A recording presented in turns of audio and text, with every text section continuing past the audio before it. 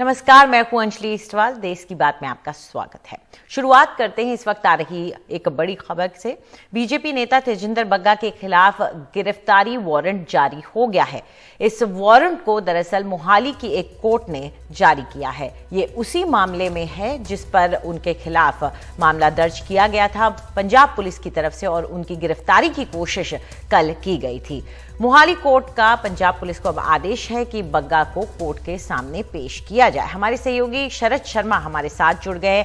शरद, ये जो मामला है, ये गिरफ्तारी वारंट जो अब जारी किया गया है, इसके बाद पंजाब पुलिस के लिए क्या रास्ता खुल जाएगा तेजिंदर बग्गा को अरेस्ट करके पंजाब तक ले जाने का? लगता है कि उनसे संपर्क टूट गया है, लेकिन हम आपको बता दें कि तेजिंदर बग्गा को कल भी पंजाब पुलिस लेने के लिए पहुंची थी, और सुबह जो गिरफ्तारी लग रही थी, शाम होते होते वो किडनैपिंग में बदल गई, क्योंकि उनके परिवार के द्वारा दिल्ली पुलिस में एक एफआईआर दर्ज कराई गई किडनैपिंग की। ये तस्वीरें जो हम आपको दिखा रहे हैं वो उस वक्त की हैं जब उनके घर पर पंजाब पुलिस की टीम पहुंची और उन्होंने तेजिंदर बग्गा को वहां से अपने साथ ले जाने की कवायद शुरू की। लेकिन इससे पहले कि पंजाब पुलिस तेजिंदर बग्गा को मोहाली तक ले जा पाती, उससे पहले ही हरियाणा पुलिस ने रास्ते में वहां उनके काफिले को रोका और उसके बाद दिल्ली पुलिस को वहां आने की सूचना दी और तेजिंदर बग्गा को दिल्ली पुलिस के सुपुर्द कर दिया। कल रात को तेजिंदर बग्गा को दिल्ली वापस लाया गया दिल्ली पुलिस द्वारा, और उसके बाद मेट्रोपॉलिटन मजिस्ट्रेट के सामने उनको पेश किया गया, जिसके बाद वो घर गए। हमारे सहयोगी शरद शर्मा हमारे साथ जुड़ गए। शरद, क्या इस वारंट के बाद पंजाब पुलिस के लिए तेजिंदर बग्गा को मोहाली तक, पंजाब तक ले जाने का रास्ता साफ हो जाएगा? बिल्कुल, देखिए, बहुत से लोगों को कंफ्यूजन हो रही है कि ये अरेस्ट वारंट जो है ये है क्या। असल में हुआ ये था कि पहले जो पंजाब पुलिस अभी आई थी वो इस आधार पर आई थी कि उनके यहां पर एक केस दर्ज हुआ था और उस मामले में 5 बार तेजिंदर बग्गा को उन्होंने पूछताछ के लिए बुलाया, लेकिन वो नहीं आए। तो इस के आधार पर कि भाई हमारे यहाँ मामला दर्ज है, हम उनको बुला रहे हैं, वो नहीं आ रहे हैं, तो इसको आधार बनाकर जो पंजाब पुलिस थी वो दिल्ली में आई थी, जनकपुरी में तेजिंदर बग्गा के घर, और उनको गिरफ्तार करके ले जा रही थी। लेकिन अब की बात, जब ये इस मामले में जो है पंजाब पुलिस की किरकिरी हुई है और तेजिंदर पाल सिंह बग्गा को वो पंजाब तक नहीं ले जा पाए, तो अब मोहाली कोर्ट से उनको अरेस्ट वारंट मिल गया है। ये औपचारिक और कानूनी दस्तावेज है। इसके आधार पर अब तेजिंदर बग्गा की गिरफ्तारी का रास्ता जो है वो पंजाब पुलिस के लिए पूरी तरह से साफ हो गया है, और कोर्ट का एक तरह से यह कहा जाए कि पंजाब पुलिस को कोर्ट की हरी झंडी मिल गई है कि आप गिरफ्तार करके लाइए। तो अब जो है तेजिंदर पाल सिंह बग्गा के सामने यही विकल्प है कि या तो वो किसी कोर्ट से, हाई कोर्ट से या पंजाब की किसी कोर्ट से इसके जो ये अरेस्ट वारंट है इस पर स्टे लें, वरना अगली तारीख रखी गई है 23 मई की। तो उससे पहले पंजाब पुलिस को यह आदेश है कोर्ट का कि तेजिंदर बग्गा को गिरफ्तार करके मोहाली कोर्ट में पेश किया जाए। तो जाहिर सी बात है कि मुश्किलें जो हैं तेजिंदर बग्गा की वो फिलहाल खत्म नहीं हो रही हैं। ऐसा लग रहा था कि जो चैप्टर शुरू हुआ है आम आदमी पार्टी और बीजेपी की इस लड़ाई का, ये शायद फिलहाल खत्म हो गया है, लेकिन नहीं, पंजाब पुलिस आगे बढ़ी है, कोर्ट गई है, कोर्ट से वारंट लाई है, और अब औपचारिक दस्तावेज है उसके पास में तेजिंदर बग्गा को गिरफ्तार करने का। अंजलि, उधर शरद, ऐसा नहीं है कि तेजिंदर बग्गा भी चुप बैठे हों, वो भी और उनके साथी भी प्रदर्शन करने में और विरोध करने में जुटे हुए हैं। बिल्कुल, देखिए, ये अभी तो हम बात कर रहे हैं कानूनी लड़ाई की, लेकिन असल में ये एक राजनीतिक लड़ाई है।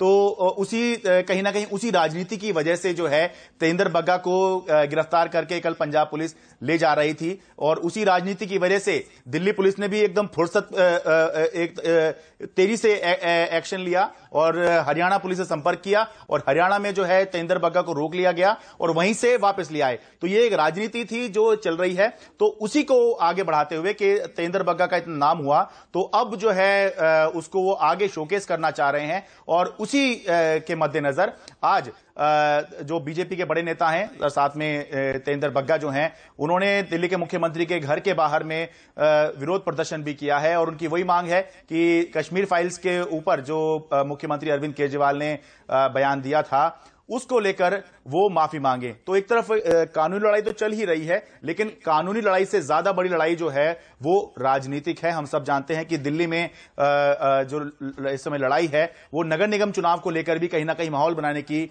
चल रही है। तो उसी को लेकर ये जो पूरी रस्साकसी है आम आदमी पार्टी और बीजेपी के बीच में ये चल रही है। बस चैप्टर बदलते रहते हैं, लेकिन लड़ाई जो है वो लगभग उसी दायरे में घूमती रहती है। लेकिन हां, ये जरूर कहना होगा कि ये जो नया चैप्टर शुरू हुआ है, जो कल हमने देखा है, ये इतिहास में पहले किसी ने नहीं देखा था कि एक राज्य की पुलिस ने गिरफ्तार किया, दूसरे ने दखल दिया और तीसरी जाकर छुड़ाकर ले आई। लेकिन पंजाब पुलिस की, जैसे कि मैंने कहा कि इस मामले में किरकिरी हुई, तो वो भी चुप नहीं बैठी, वो भी कोर्ट गई और फिर से जो है अब वो गिरफ्तारी के लिए तैयार है।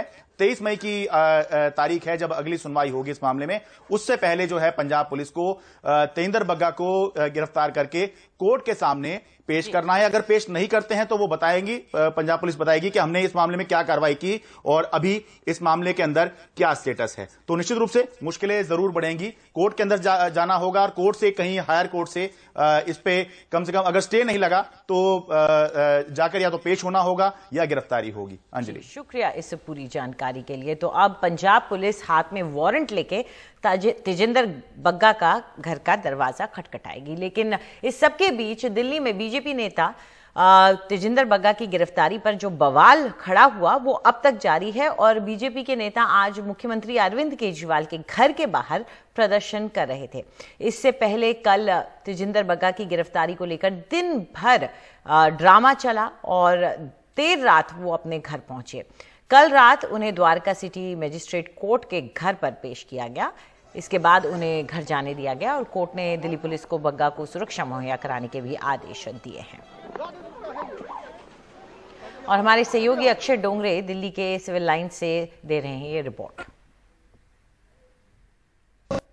इस वक्त हम दिल्ली के सिविल लाइन्स इलाके में मौजूद हैं और ठीक दिल्ली के मुख्यमंत्री अरविंद केजरीवाल के बाहर आप देख सकते हैं कि भारतीय जनता पार्टी के वर्कर्स द्वारा प्रोटेस्ट किया जा रहा है और बीजेपी के वर्कर्स को यहाँ से हटाया जा रहा है और उनसे आरपी सिंह से बात करने की कोशिश करेंगे इस पूरे मुद्दे के ऊपर कि किस तरह से उनका ये जो पूरा प्रोटेस्ट हुआ यहाँ पर, यहीं से वो लोग आप लोगों को रोका गया है पुलिस द्वारा, वहाँ पे जाने नहीं दिया जा रहा है। हमें प्रिवेंटिव अरेस्ट के नाते पकड़ा गया है, परंतु ये समझ लें दिल्ली पुलिस भी हम सिखों की दस्तार की बेइज्जती बिल्कुल नहीं सहेंगे। केजरीवाल को समझ आना चाहिए, भगवंत मान को समझ आना चाहिए कि आज ये सिंबॉलिक है, परंतु हम किसी कीमत पे भी सिखों की दस्तार की बेइज्जती नहीं सहेंगे। कल जिस तरीके से पंजाब पुलिस पहुंची थी दिल्ली और एक तरीके से मांग है कि वो माफी मांगे, केजरीवाल और भगवंत मान दोनों के दोनों माफी मांगे, क्योंकि कल एक सिख को गुंडागर्दी के नाते से अपहरण करते हुए दस्तार नहीं पहनने दी उन्होंने। सर, उनका ये कहना है कि जहां बात उनका आरोप है बग्गा जी पर, उनका आरोप छोटी बात है। ये आप आरोप में क्यों पढ़ रहे हो? आपको पता है दस्तार हमको संविधान के अनुसार मिली है, दस्तार हमारे को सेक्शन 25(2) में संविधान के अनुसार मिली है।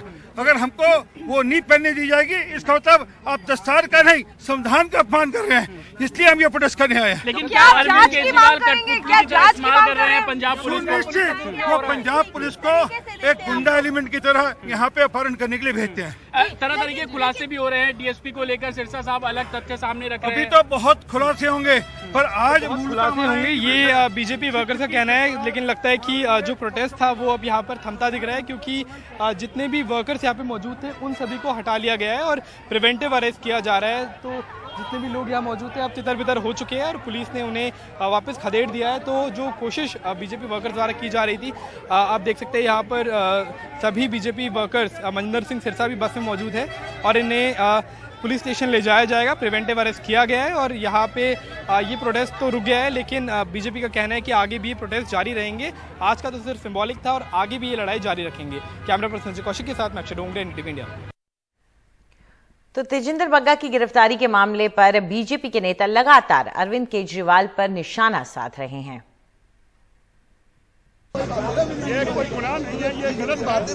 पुलिस को तो केजरीवाल को अरेस्ट करना चाहिए। अगर केजरीवाल अरेस्ट करना चाहिए तो केजरीवाल को अरेस्ट करना चाहिए।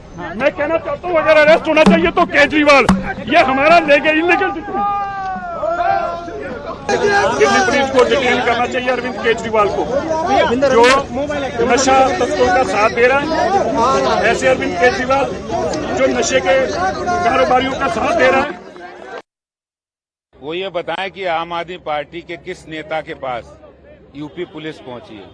अगर गलत काम करोगे तो बख्शे नहीं जाओगे, लेकिन लोकतंत्र में मुख्यमंत्री के लिए जनता की आवाज उठाना अगर गुनाह है, अगर ये कहना गुनाह है कि केजरीवाल जी गुरु ग्रंथ साहब की बेअदबी करने वालों को कब आप सजा दिलाओगे, अगर ये कहना गुनाह है कि आप किसानों को मुआवजा कब दोगे, अगर ये कहना गुनाह है कि कश्मीरी पंडितों के अपमान पर माफी कब मांगोगे, अगर ये केजरीवाल की निगाह में गुनाह है तो ये हर भारतीय जनता पार्टी का कार्यकर्ता ये गुनाह करता रहेगा, हमेशा करता था, है और रहेगा। तो देश की बात में ले रहे हैं ब्रेक के बाद आपको बताएंगे कि किस तरह से अब घरेलू एलपीजी सिलेंडर के दाम में भी हो गई है बढ़ोतरी।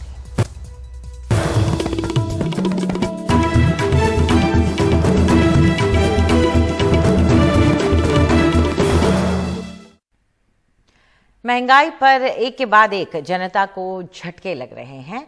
आज से खाना पकाना और महंगा हो गया है। कमर्शियल एलपीजी के बाद अब घरेलू एलपीजी सिलेंडर के दाम में भी बढ़ोतरी हो गई है। आज से 14 किलो के डोमेस्टिक एलपीजी सिलेंडर में 50 रुपए की बढ़ोतरी हो गई है। बढ़े हुए दाम आज से लागू हो जाएंगे। अब एक सिलेंडर 999 रुपए 50 पैसे का मिलेगा।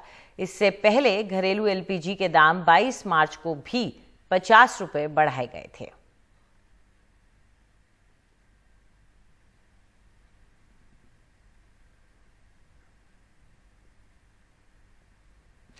भारत में आई दूसरी वेव को अब 1 साल हो चुका है। मध्य प्रदेश में कोरोना से अब तक सरकारी आंकड़ों के मुताबिक 10,735 लोगों की मौत हो चुकी है। इन आंकड़ों में कई परिवारों के पूरी तरह से बिखर जाने की कहानी भी है। भोपाल की वनीशा इसमें से एक हैं। साल भर पहले माता पिता दोनों को खोने के बावजूद उन्होंने राज्य में 10वीं में टॉप किया। मामा मामी का प्यार है, भाई और खुद को संभालते हुए वो आगे बढ़ रही हैं। देखिए उनकी कहानी।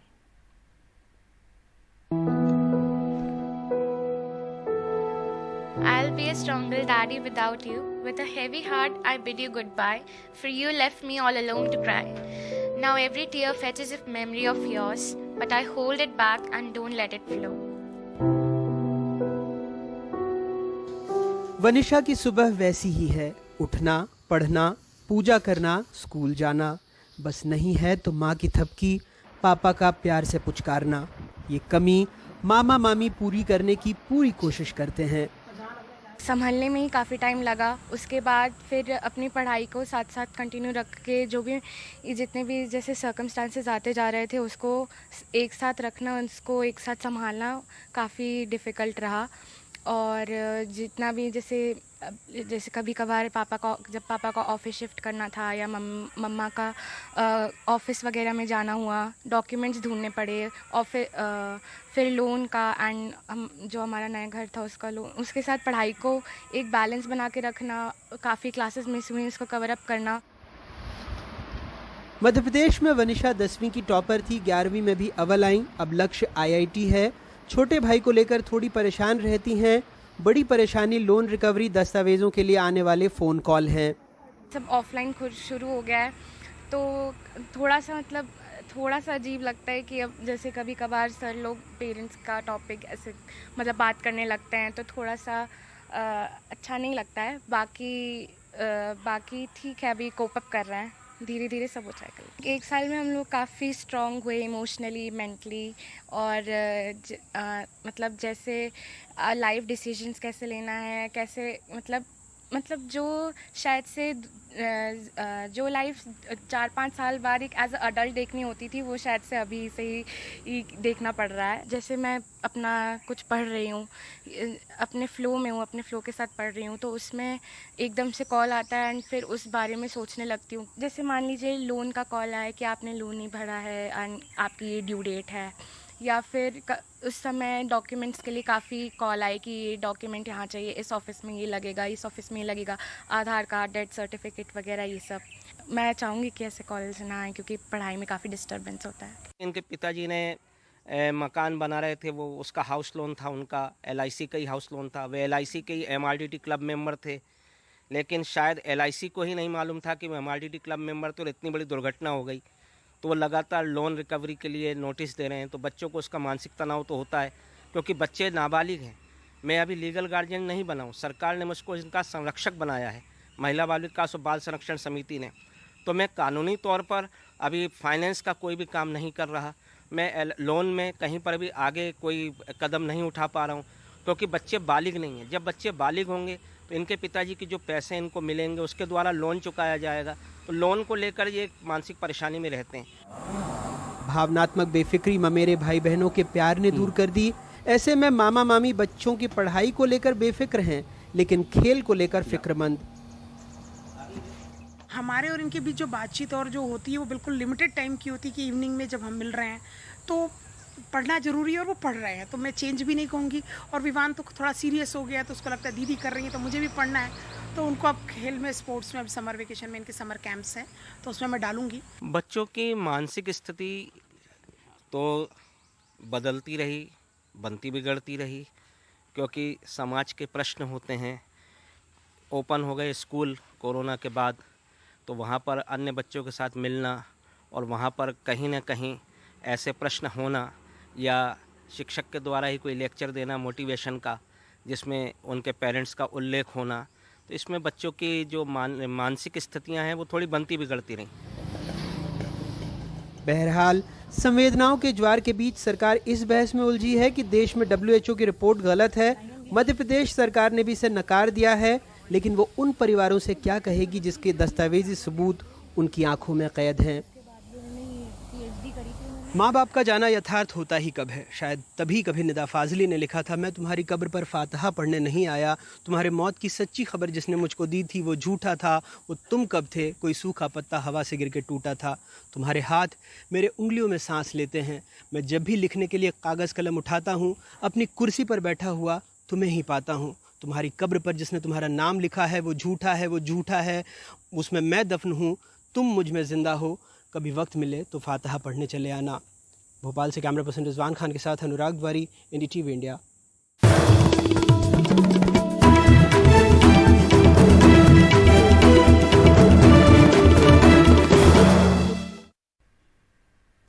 वाराणसी की ज्ञानवापी मस्जिद के परिसर में सर्वे और वीडियोग्राफी आज भी जारी है। इसकी शुरुआत कल से हुई थी। सर्वे के लिए कोर्ट ने जिस एडवोकेट कमिश्नर को नियुक्त किया है उस पर निष्पक्ष काम न करने का आरोप लगाया जा रहा है।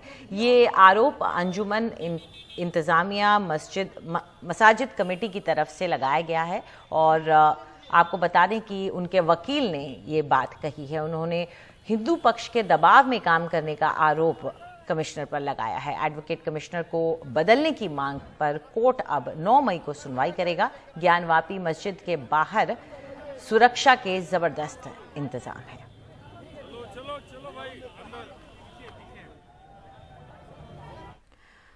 उधर उत्तर प्रदेश के डिप्टी CM ने इस पूरे मामले पर कहा कि जो भी हो रहा है वो अदालत के आदेश पर ही हो रहा है।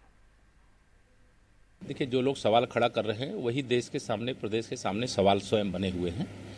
माननीय न्यायालय का कोई आदेश है और उस आदेश के अंतर्गत कमीशन नियुक्त हुआ है और कमीशन अगर सर्वे के लिए गया है तो जो संविधान पर विश्वास रखते हैं, जो न्यायपालिका पर विश्वास रखते हैं, जो शासन प्रशासन पर विश्वास रखते हैं, वो विरोध नहीं कर सकते।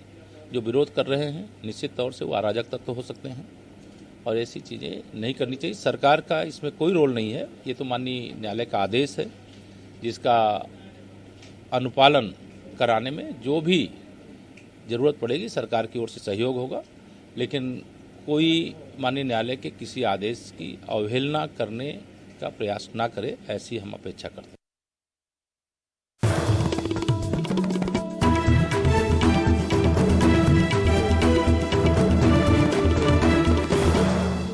प्रदेश के इंदौर जिले की स्वर्णबाग कॉलोनी में एक इमारत में आग लगने से 7 लोगों की मौत हो गई है। मृतकों में 2 महिलाएं और 5 पुरुष थे।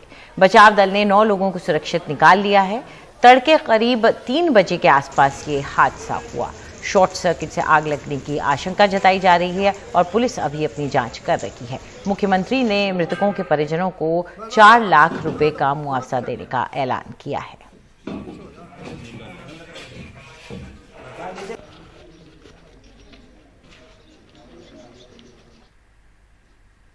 जमशेदपुर के टाटा स्टील प्लांट में धमाके के बाद जबरदस्त आग लग गई, जिसकी चपेट में आने से 3 लोग घायल हो गए। इनमें से 2 लोगों को इलाज के बाद उनके घर रवाना कर दिया गया। ज्यादा झुलसे तीसरे शख्स का भी इलाज जारी है। दमकल की कई गाड़ियों ने इस आग पर मशक्कत के बाद काबू पाया।